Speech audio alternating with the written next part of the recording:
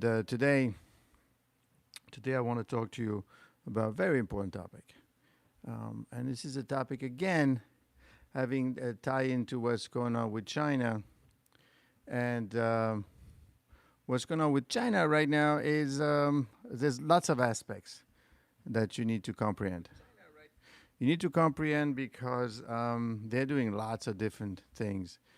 And it's important for us to understand what's going on because it will have a huge impact. And let me explain to you, first of all, what do I mean by this drill that escalating? What's going on? Well, you have to understand it's like a three-prong approach, right? So essentially, they're doing China is basically involved with, there's some war games. China is involved with energy. It's also involved with the US right now. And it's basically trying to decouple. Right? That is the biggest thing they're trying to do because they don't want to be dependent. Now, we're not talking war. We're not talking anything like that. But we're talking really, which is much more important, it's about really trying to, this is not about war, but about interdependence. Essentially, what I mean by interdependence, China just basically wants to stay clear of the U.S. They don't want to invade. Now, of course, we are always at the mercy of an accident. That's the accident. That's the problem. Okay. So what's really going on here? Well, I'm telling you what's going on, and you need to know this. You need to know this. As far as what China is doing in terms of war games, it's part of it's a big plan, right? It's a multi-pronged approach, but obviously it's going to impact you, and I will tell you how it's going to impact you. Well, the first one, you should know that in April 2025, what did they do? Well, China launched a major military exercise around Taiwan. Okay, they call it the Straight Thunder 2025A. Basically, the drill spanned the Taiwan Strait, the South China Sea, the Philippine Sea. So they went around and around. They involved coordinated operation across land, sea, air. It's not like I didn't warn you. It's not like I didn't tell you. It's not like you did not know. Okay. So this was April, and they went around, coordinated operation across land. These exercises tested capabilities in the area of regulation, joint blockages, precision strikes, so they were quite busy. But then, in June of 2025, they did some naval drills beyond the second island chain. Now, the second island chain is really something that they usually don't go beyond. They use a Shandong aircraft carrier along with its task group. Taiwan interpreted this as a deliberate political signal of extended operational reach. The second island chain.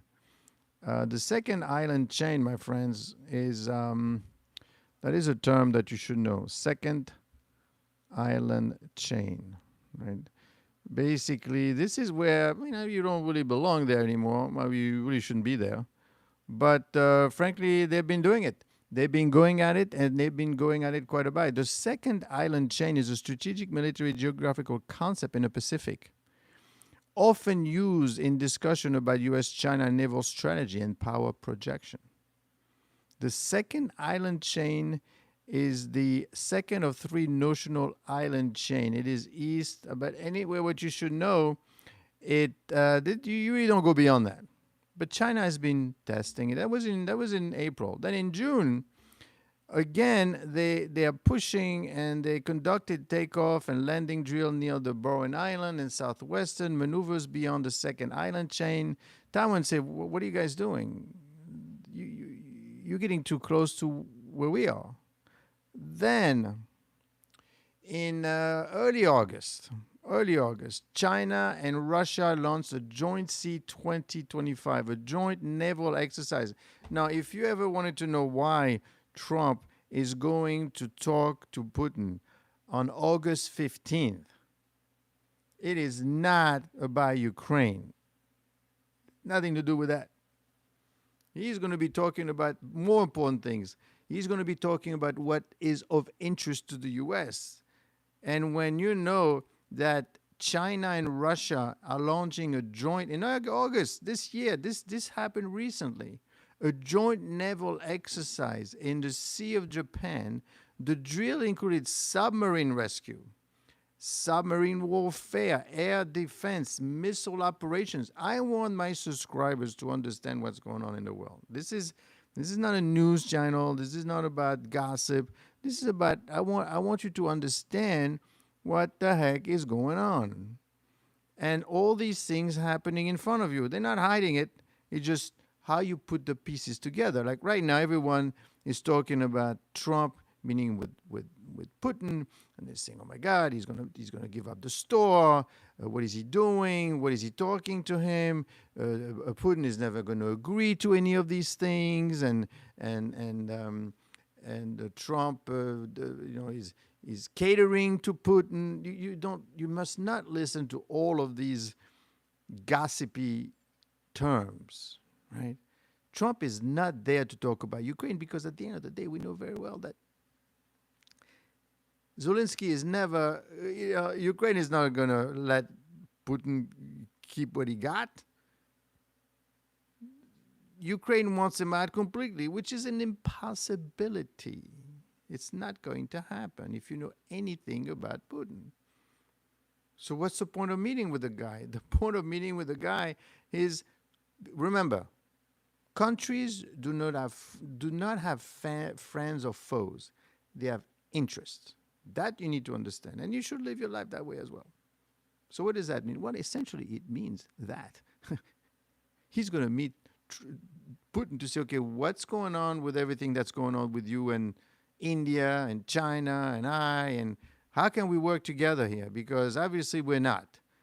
In June, in August, China and Russia basically did some joint exercises. The drills included submarine rescue, anti-submarine warfare, air defense, missile operations, demonstrating deeper military cooperation amid global tensions. Now, we're not saying that everybody's going to invade anyone. Nobody's going to invade the U.S. That's not what you should be concerned about.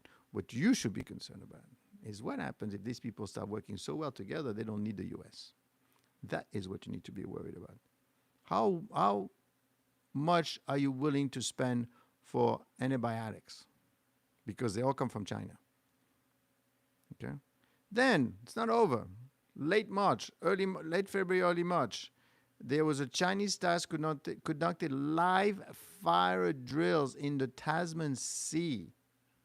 The operation disrupted commercial flight, raised alarm among Australia, New Zealand. See, what are you doing? We have planes flying around, and you're doing live fires? Then, in early 2025, China tested an amphibious assault barge which formed temporary causes over waterway. Analysts believe this barge enhances China amphibious landing. This is all in 2025 alone. Lots of activities here. Now, of course, question is this. What is China worrying about? Well, basically what China is doing under U.S. pressure, I guess, I mean, it depends which one you want to look at this. They're doing it because they're building, it's literally a term, they're building an economic fortress. The same way the U.S. is trying to build Fortress America, China is building a fortress, an economic fortress. Did you know? And this is big news as well. Came out not too long ago. Do you know that China is actually building an engineering marvel, right? It's building its $167 billion power project that will allow it to be more energy sufficient. Because right now, right now what's happening is China is highly dependent on um, other countries for its energy. So what does it mean for you, right? What do I care about all this? Well, what you care about is that as China is slowly decoupling, protecting itself as well with those things behind me, right? But it's slowly decoupling from the world. Not so much that it wants to invade the world. It realizes that people have too many weapons. That's not going to happen. But it is starting to decouple. And eventually it won't need U.S. And what is the U.S. trying to do? The U.S. is trying to stay relevant. Although you need to know that the U.S. is extremely reliant on China. Okay? 80% of pharmaceutical ingredients come from China. So there's a heavy dependence, a heavy reliance on China for pharmaceutical item, for rare earth mineral, 70 to 80%. What has happened, I think, is as long as they thought, and I guess you could blame it on the new administration, but I guess China thought, as long as you keep sending me, the money, I'll give you products. I'll learn how to make these things better and better. And frankly, I think that this keep on going. The thing with the new administration, they say, no. This stops here.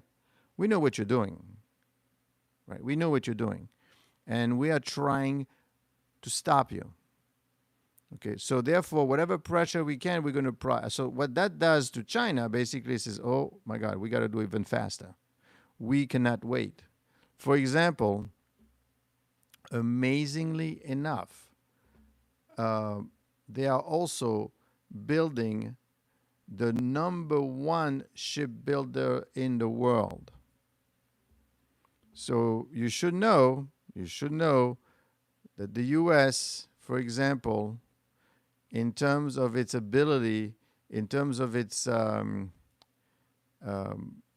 capacity, in shipbuilding share, China has 54% of steel production share and 45% of global shipbuilding share. 45% of the ship being built come from China. Do you want to know how much? Do you want to know the number from the U.S.? Less than 1%. So let's be real here. When we hear that, well, the U.S. is a big country, we could do all this.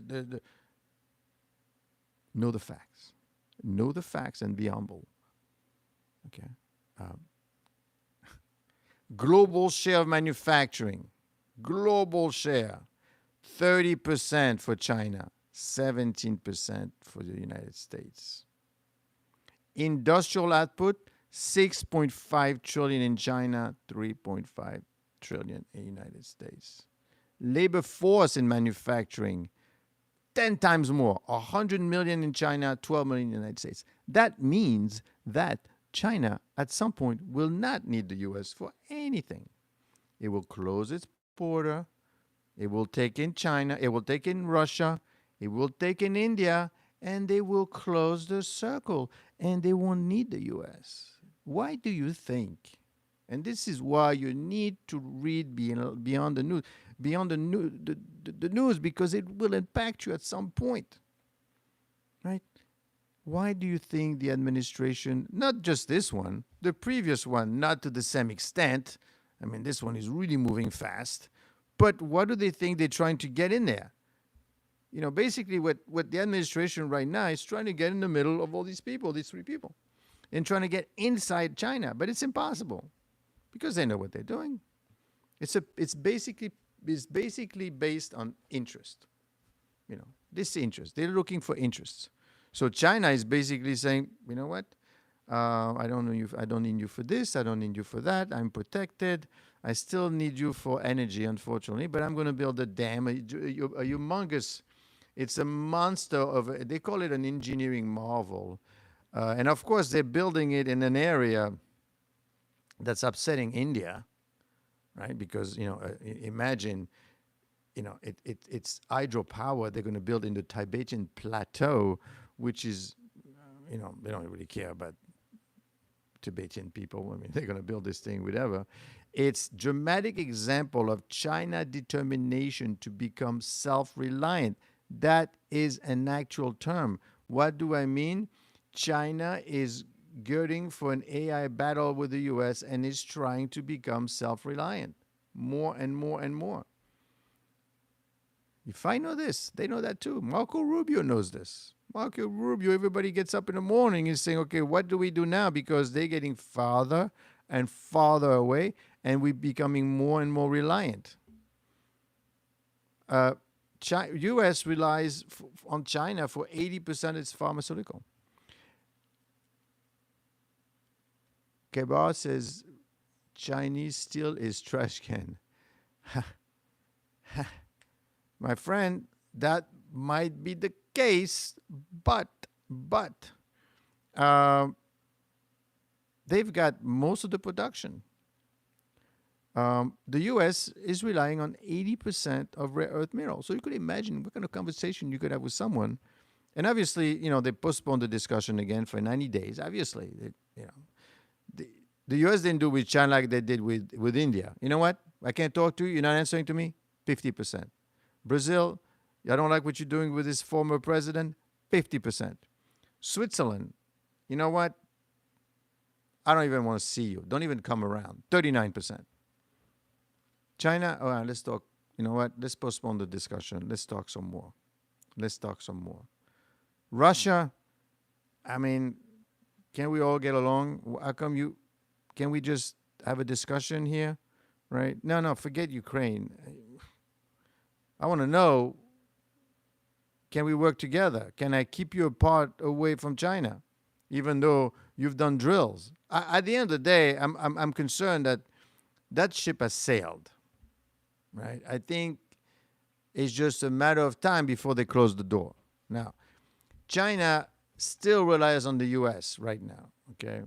And you could see, for example, there was this huge news about the fact that China is basically saying, oh, the AI chips that we're getting from NVIDIA, I don't know, this is not so good. There's some issues with it. Obviously, NVIDIA is not sending them the most advanced chips. And this was actually started with Biden. Biden started this, actually. Cacos would be a bean of disaster. I'm not sure what that means. So what they're doing basically,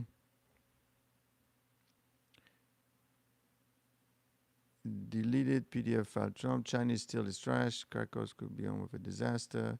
Hey, Salai.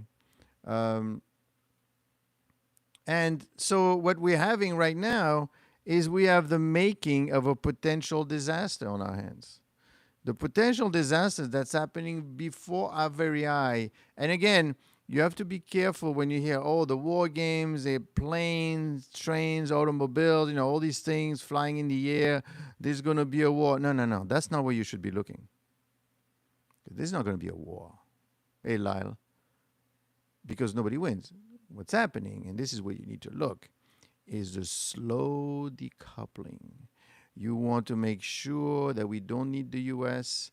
and maybe between China and Russia and India, you know what? We're fine. And the reason you could see this is happening, quite frankly, I wouldn't say it's obvious, but what you're seeing it's happening is basically they're not responding to the U.S. They're not answering, do you think, let me ask you that, China is decoupling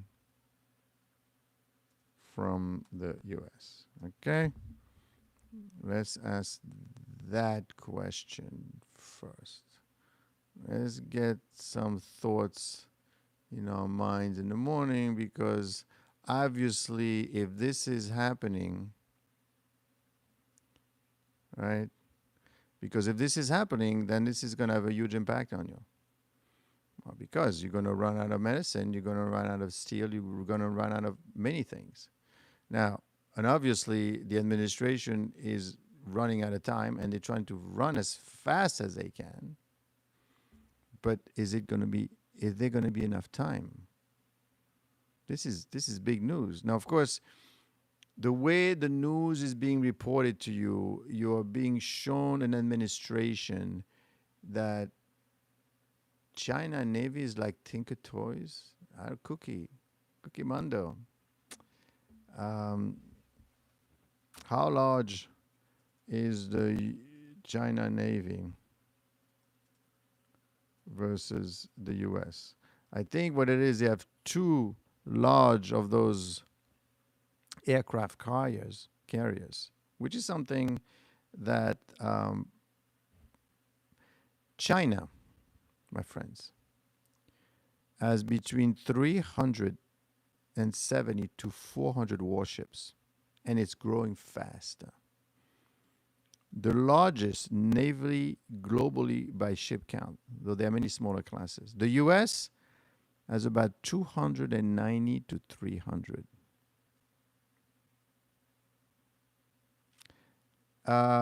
Maybe that would have been the case in the past, but the United States maintains a substantial advantage in displacement tonnage, especially due to its large aircraft carriers. But in terms of missile capacity, the U.S. leads with over 9,900 cells versus 4,200 with China. However, projections indicate that they will surpass the U.S. by 2027. No, it's not about numbers, it's about quality. No, the U.S. still has a quality, okay? But it's losing ground, okay? The U.S. has 11 nuclear-powered subcarriers, okay? China only has 3. The U.S. has 66 nuclear submarines. China around 12. But China is the number one. No, you shouldn't be scared. You shouldn't be scared. There's nothing to be scared about the weaponry that they have, because they're not going to fight. That is not going to happen. I mean, come on. You don't need 66 submarines. You only need 1, right? And you have 1 good warhead, and that's all you need. That is not what you need to worry about. What you need to worry about is that at some point they close the door and they don't need you, and they're not scared of you, and we are done. Why do you think that is? Think ahead, right? So basically, I am closing my doors. I don't need you anymore. Okay? When we say I don't need you anymore, but the U.S. is nowhere near that stage. So what do I mean by that? I'm basically saying that they are going to, the U.S. relies on China. So tomorrow, when I say tomorrow, we're talking 5 to 7 years, earlier on some of these instances. But basically, 90% of your pharmaceutical items come from China, 100% of antibiotics, most of vitamin C, ibuprofen, all that. All this comes from China. The batteries come from China. The circuit boards, 50%. Rare earth, 90%, right? So let's say tomorrow, when I mean tomorrow, I'm talking a couple of years from now, because let's literally how many years you're left before this becomes an issue. They close the door, or they close the door in a way that basically, you know what? We are not we're going to charge you more. We're going to demand more, and you're not going to be willing to do. What do you do as the U.S.? Your people are going to say, well, where's my stuff? I need my stuff, right? Cookie's going to be calling and is going to say, where's my antibiotics? Where's my vitamin C? Now, at that time, Trump will be gone. There'll be some other guy or woman, and say, well, do it. And that, my friend, is when the U.S. could actually start something, right? The U.S. could actually, don't forget, the U.S. started a few things recently. Bombed Iran, right? There's reasons behind it. I'm not saying they did it for the sake of it, but the point is, started a war with another country, and for which there was no, they had not been attacked, right? So, and I'm attacking Iran because I think they have an atomic bomb and they're going to do something to Israel, or whatever the reason is. The U.S. will actually start something with China, and that's why China said, well, be careful.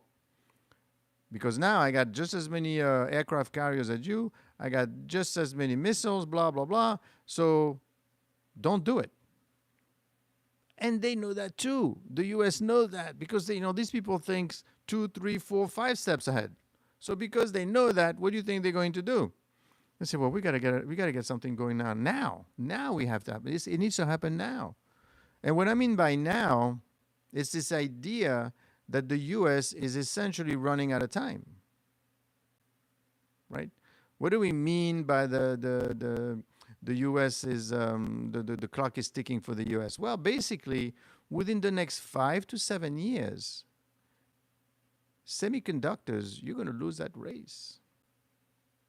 EV component, battery supply chain, you're going to lose that race. And you know what it is? People don't like to hear what's happening. They want to be told what they want to know. Now, obviously, and you should not want to just hear what makes you comfortable, because then you just go to switch one channel if you're one way, you switch to another channel if you're the other way, and you never know what's going on. Someone has to make the raw medicine. Where does it come from? What do you think? Okay. Now, having said that, we should say that the U.S. leads in R&D and biotech innovation. Right, we come up with the medication, but you come up with the U.S. still as a lead on that. Still as a lead on that. But I will tell you that in terms of biotech, biotech, I know that the Chinese are doing some great. They're discovering more molecules than the U.S. And they're not just there to make the cheap medicine. They are coming up with new medicine themselves, right?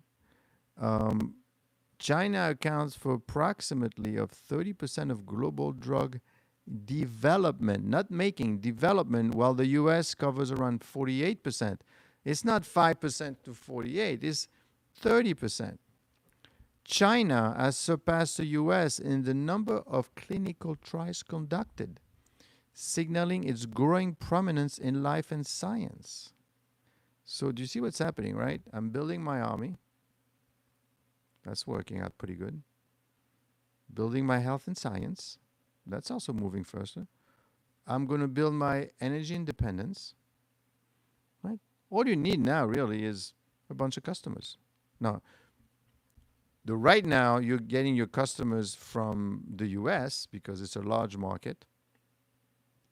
So if we were to say, well, what does China needs from the U.S. then? Well, in terms of advanced technology, China needs semiconductor equipment, essential for chip fabrication. They need the software. For example, Cadence software, for example, requires design of all modern chips. In fact, Cadence, there's a big story on that, where the CEO of Cadence actually is now the CEO of Intel. And yesterday, interestingly enough. So why can't we make it here? Well, that's the thing. Make it here. Well, it's cheaper to make it over there. We think about, the U.S. think about what needs to be done, and then they make it over there. And that's what's happening. It's being made over there. And as they're making it over there, they're learning, and they make their own. And that's the idea of, well, we gotta, there is this letter, those letters that went out to 17 different pharmaceutical companies that basically say, hey, wait a second here. You're charging too much for the products in the U.S. It's 10 times cheaper overseas. Well, the reason it's cheaper overseas is because we're charging the consumer in the U.S. more so that we can in turn do research. But 10 times, really? Now, the China relies on the U.S. semiconductor equipment, EDI software, high-end GPUs like NVIDIA. NVIDIA, which they're complaining, right? It's crucial for your development large language models. And in fact, China is saying, wait a second.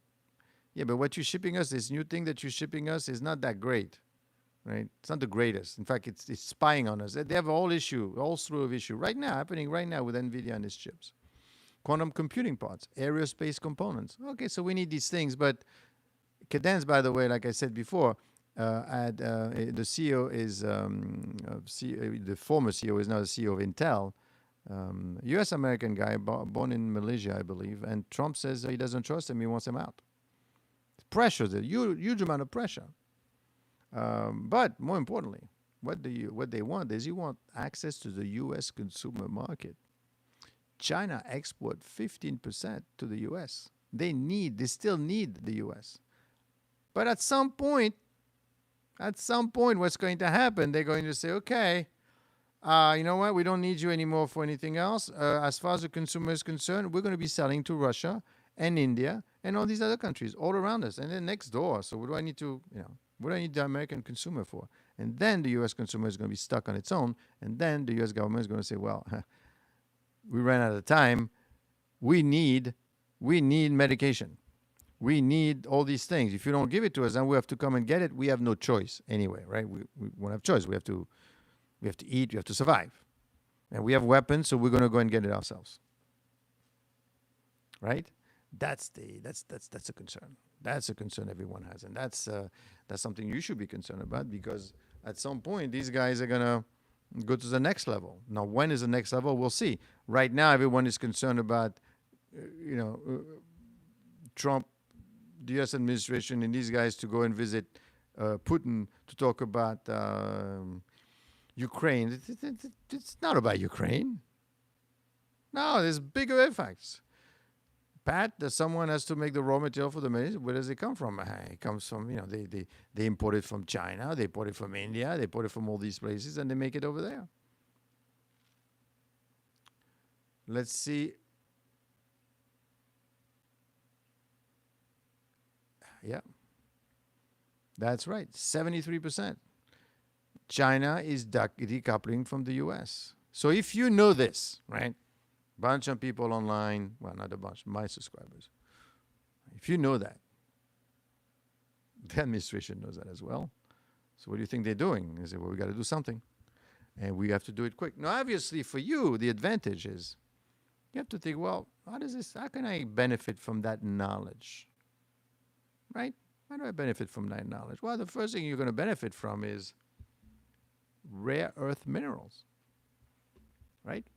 How? Well, since there's going to be a strong push for rare earth minerals, and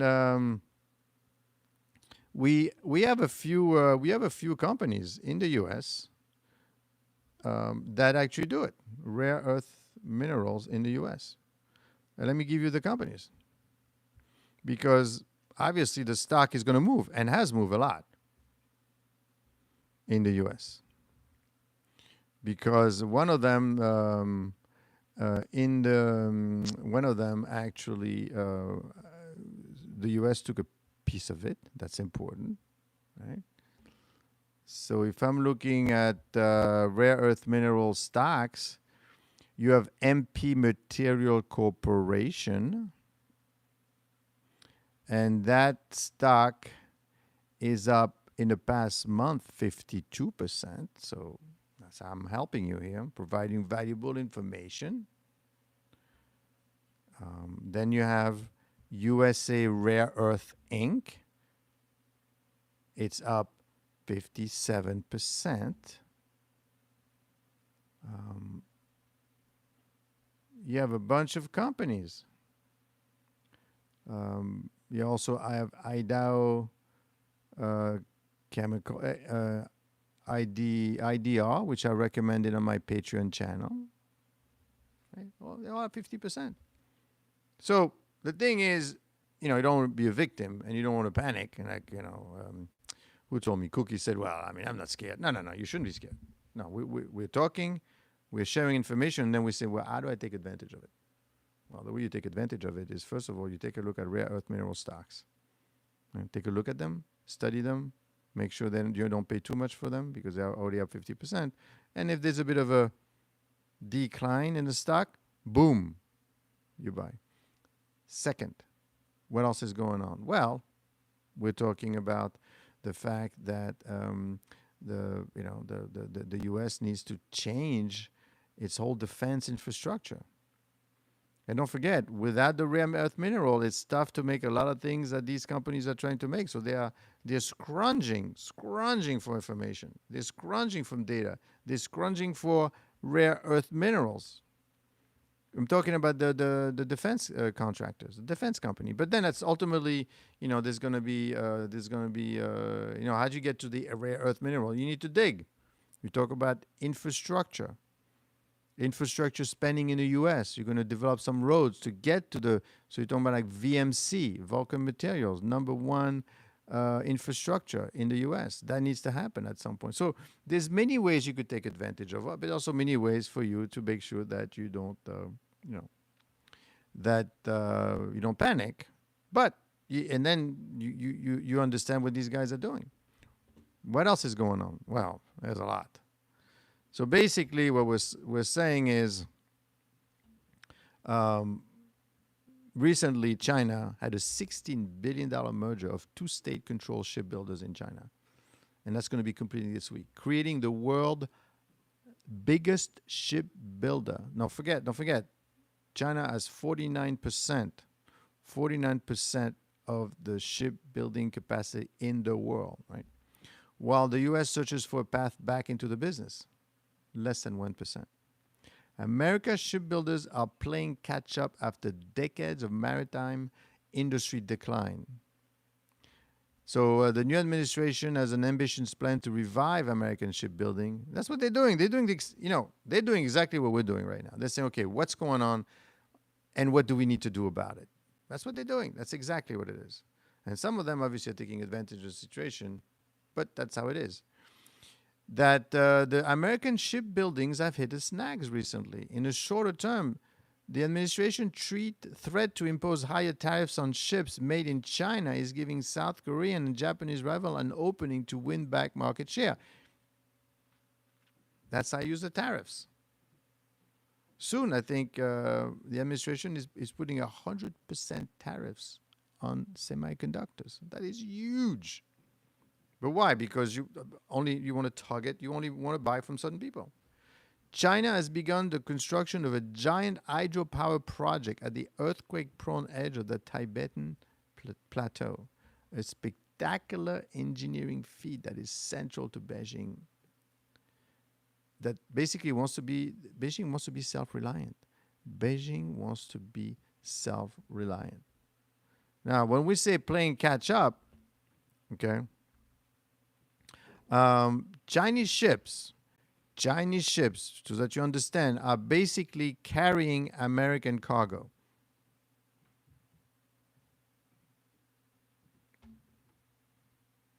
That's exactly what's happening right now. They're carrying American cargo. They are decoupling, and most of you are aware of it already. 73% of you are saying, yeah, that's true, they're decoupling. Okay. In 2002, like China's shipyards production was just 8% of global commercial tonnage. Now it is number one.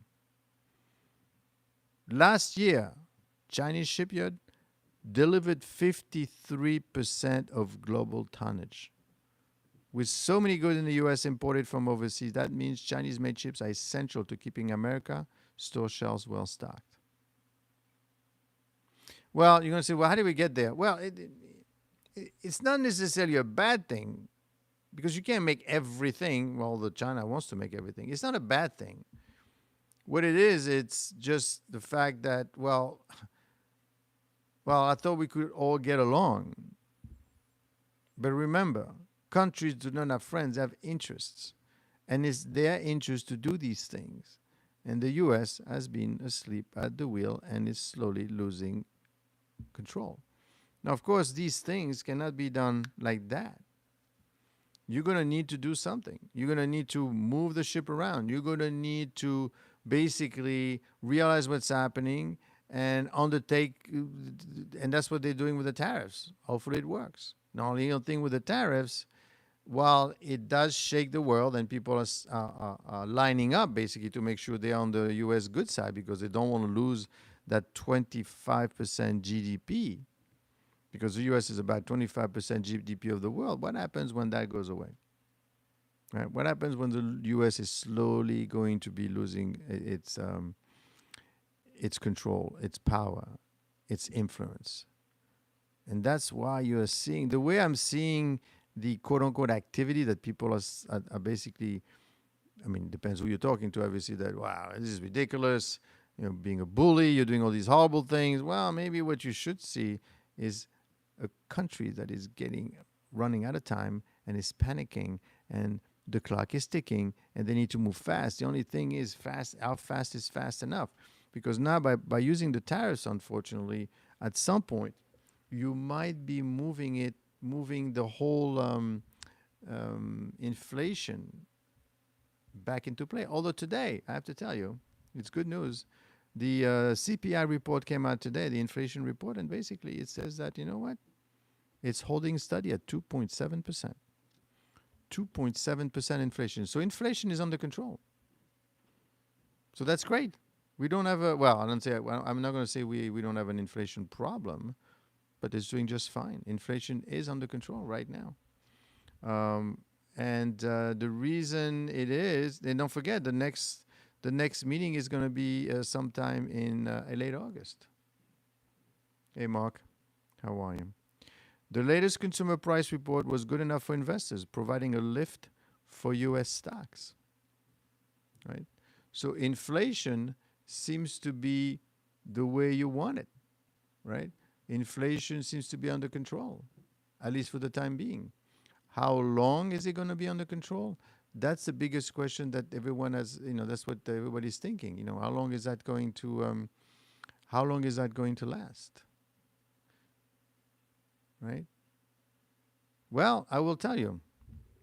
As far as inflation is concerned, it basically says that the latest consumer price report was good enough, excluding volatile food and energy costs. Inflation accelerated at 3.1%. So the core inflation was at 3.1% versus 2.9% the previous month. But inflation overall consumer prices rose 2.7%, a little below the consensus forecast. So that means that now you don't need to worry about it. You know what? What's going to happen? Well, what's going to happen is in August, when the Fed meets, the good news is that they are going to lower rates. So this is how you use that information. When you're looking at, you want to borrow money and you want to buy a car, whatever, now is the time to do it because rates are going to be lower. And on top of that, with the lower rates, that's going to push stock prices even further up. So combine what I told you before about the rare earth stocks, the fact that we're going to have low inflation numbers. Now is the time to buy. But be careful. Whenever you buy a stock, you want to buy a stock that is not overvalued. Meaning you need to take a look at the P/E ratio and say where we are with this. Is this a lot or is this not enough? Now, you got to be careful, right? But at the end of the day, that's what you want. You don't want to spend too much money. And you want to buy stocks that are cheap. And how do I know a stock is cheap? Well, you basically take a look at the P/E ratio. The P/E ratio right now is around 25. And it's high. Historically, it's around 17. But inflation is under control. Rates are going to go lower. The economy is doing fine. Then you should take advantage of it. Now, don't overly concern yourself. Oh my God, the war games and China. Well, no, you need to be aware of it, and you need to follow it. You need to see what's happening. You need to develop a feel for these things and say, okay, this is what they're going to do. Pat, good information. Yeah, it's important to be informed. It's important to understand. But it depends where you get your information from, right? Where are you going to get your information from? Well, let me go on to these big networks that follow the market all day long. I mean, look at these guys that trade all day long. First of all, you need to understand one thing, that you cannot predict the stock market. You can't, right? So then what do? What you need to worry about, and this is what this channel is about, you need to worry about the black swan. You need to worry about what's going to happen next. That's going to impact you in a negative way. That is definitely going to happen. And when you look at the situation with the war games, people getting ready, the decoupling that we're seeing, what do you think that means ultimately, right?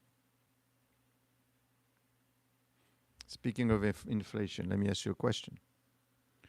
Do you think that goods are getting more expensive? And then I'll tell you why I'm asking these questions. Okay. And let's see what, let's see if you yourself, where you are feeling the inflation that everyone is saying, it's not here, right? And Trump will say, but didn't I tell you? Didn't I tell you this was not going to happen? I said, well, you know, the people in the know said that tariffs cause inflation, so where is it? Some people are actually waiting for inflation so they could say, aha, you see? I told you this was going to come. Oh my God, we're in trouble. Oh my, now keep in mind, right, that when you're talking about inflation, right, you know, how does inflation in the U.S. compares with other countries? Let's put everything into perspective. Okay.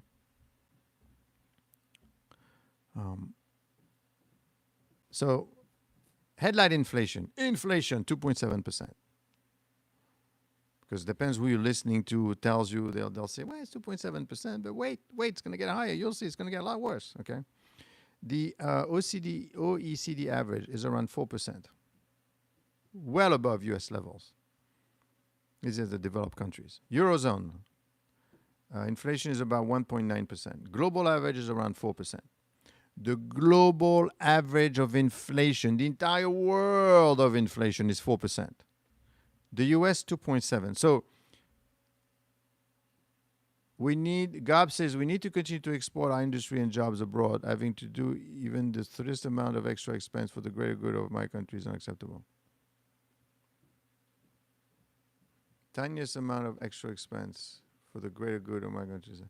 We need to continue to export our industry and jobs abroad. Having to do even the tiniest amount of extra expense. Well, believe it or not, bringing it all back to the U.S. is going to create inflation, right? Because no one is going to make a car for $10 an hour. No one is going to make all the things that are made overseas for cheaper. It's going to be more money. But then obviously keep in mind that if it costs more money to make it, you're going to make more money. So if you're going to make more money, you know what I mean? So, because they'll tell you, well, I mean, that's not good because now everything is going to cost more money. Well, maybe now the person that is building the car for you in the U.S. can now finally afford to buy the car, right? Because these people making cars for us overseas, they can't afford the car. And that's what is being made overseas. But a car is one thing.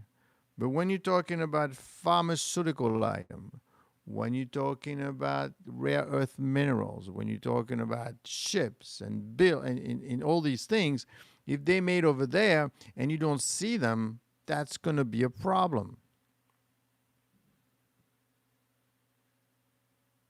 I do appreciate you actually talking about investing. Well, at the end of the day, right, it's all about investing, but investing is not stock picking, right? We're not looking for the next NVIDIA. You're never going to find it. You're not. Then it's just pure luck, right? What this channel is, which is the black swan, right?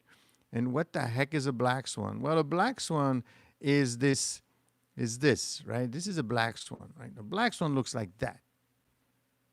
and we're looking for it. We're looking for it. We're looking. Sarcasm. I do appreciate you actually talking about investing. No, but it is about investing. This is about. No, it's not. It's not racist.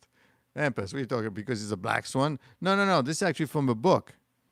This is a book called The Black Swan. Well, at least maybe I educate you a little bit. This is part of this channel. It's like that. It's about that. A Black Swan is written by a book written by Taleb Nassim, right? And basically, it's a concept, right? That where can I find a black swan?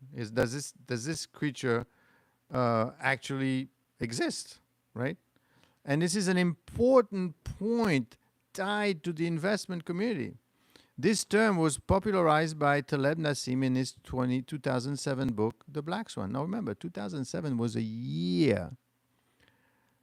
Pat.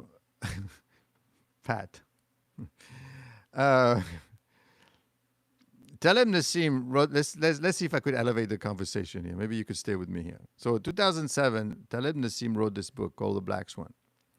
And basically, it's not just a black swan. It's a black swan, the impact of the highly improbable. Like things you say would never happen. Right?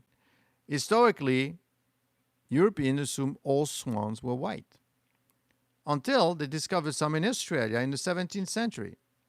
So basically, the metaphor is that a single observation can overturn long-term beliefs.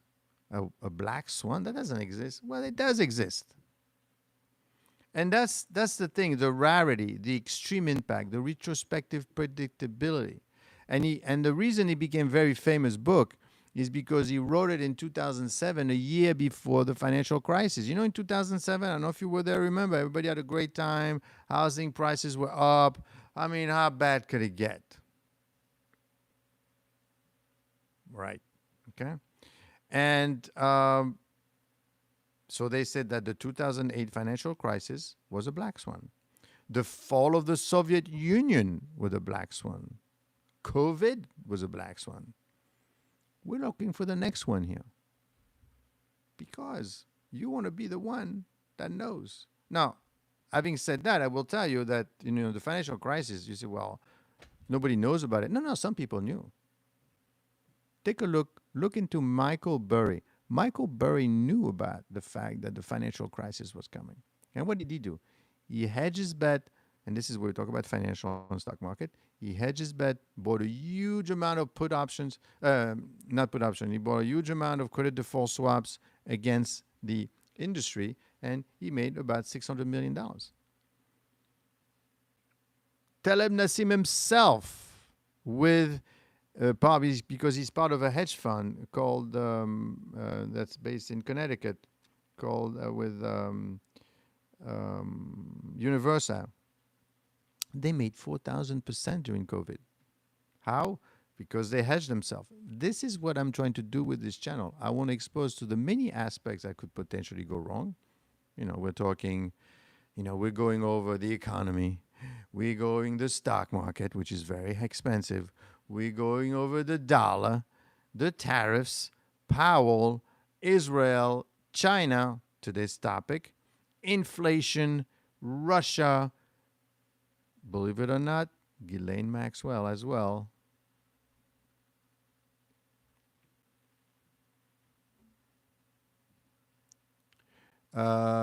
South gas definitely went down to the oil, but it's climbing. Getting wealthy from the stock takes time. Looking for a quick fix might happen, but it's no. MS, Mr. Super Pag, you don't make unless you take all your money and you say, tomorrow's going to be a huge market crash, and you buy a bunch of options, put options, which is basically what. But then it's impossible. Okay. What you want to do is you want to know and understand. But then again, all the wealth, I realize that all the information I'm giving you, you're not going to grasp everything and remember everything and understand everything because I don't understand and I'm learning with you, right? This is impossible. The thing is, you want to be informed. a little bit at a time, understand what's happening, get a feel, because you could decide, oh, maybe rare earth mineral stocks could be of interest. Maybe I should be careful. Stock market is pretty high right now. Maybe I should do something else. Or it could be even in terms of jobs. Look what's happening. I'm going to do the topic of we should talk about AI really. And again, just want to remind you that for AI, even in AI, as you know, we're talking about like ChatGPT, for example, and all these things. But realize that I believe that in terms of AI, the U.S. is ahead, but China is catching up very quickly, and they're hungry. They are hungry for more and more chips, and they're a little upset that they're getting the cheaper version of NVIDIA. They want the better version. They want to get the version that's going to put them ahead. For example, in terms of market share, right, in AI. This is going to be, follow this one. It's very interesting. ChatGPT has about 82% of the market. DeepSeek, 1.59%. Chinese. All right. But launched in early 2025, DeepSeek has rapidly scaled, achieving 33 million in January, spiking to 100 million in April, a massive 186%. And its user base is in China, India, and Indonesia, accounting for 51% of its users. So even for that, China is catching up very fast. Very, very fast. Mostly battery. There is interesting tech using salt and everyday metals as battery material. Yes, rare minerals right now, correct. But the rare minerals, unfortunately, what's happening with the rare mineral is 80% is being done in is mined in China. 80%. Let me see if I could get you that. But it's like most of the rare earth mineral is mined out of China, not in the U.S. They have almost 80% of the global capacity, and that is way too much, right? Let's put it this way. China export of rare earth mineral magnets to the U.S. is particularly continued to fall sharply in June, dropping 52% from a year earlier. I mean, in May, it dropped 93%. So it still has fallen. So China is, you see, I am not so sure I want to give you all of this. So if you're not going to get the rare earth mineral from China, you're going to have to get it from the U.S. Therefore, any company that's involved with rare earth mineral, you should buy. As long as it's not too expensive. Take a look at the PE ratio.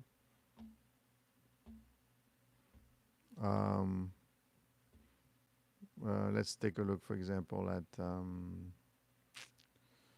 IDR, I believe, right? IDR, for example. Idaho Strategic Resources is up about $23. That's a rare earth. It's gold and rare earth minerals. Stock is up. Sales are up 13 million to 25. Earnings per share is up. And what's the PE ratio on this thing? The PE ratio on the stock is 36. So it's above 24. So it's getting ahead. So anyway, so that's why I wanted to address today, and I'll be back this afternoon with some more salient information. And don't forget to subscribe to the channel, and don't forget to take a look at everything that's going on. And I shall be back.